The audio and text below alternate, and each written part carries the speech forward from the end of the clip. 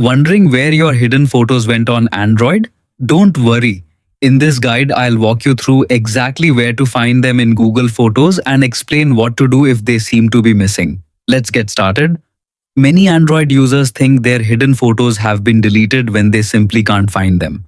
In most cases, if you're using Google Photos, those images are safely stored in the locked folder. This feature is designed to keep personal photos and videos private by removing them from your main gallery, albums, search results, and memories. To access them, start by opening the Google Photos app on your Android phone. If you have more than one Google account, make sure you're using the account where your photos are stored.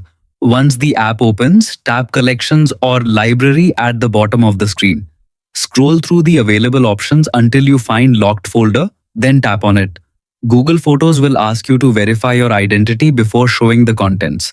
You can unlock the folder using your fingerprint, PIN, password, or screen lock pattern, depending on your device's security settings. After authentication, all of your hidden photos and videos will appear. You can view them, move them back to your regular photo library, or keep them securely stored inside the locked folder. If you can't find the locked folder option, first update Google Photos from the Play Store, since older versions may not support the feature.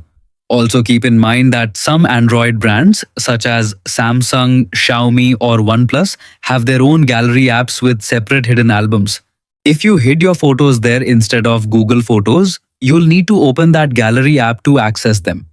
Using the locked folder is one of the easiest ways to protect your private pictures while keeping them available whenever you need secure access. That's it. I hope this tutorial helped you find your hidden photos. Stay tuned for more simple Android guides.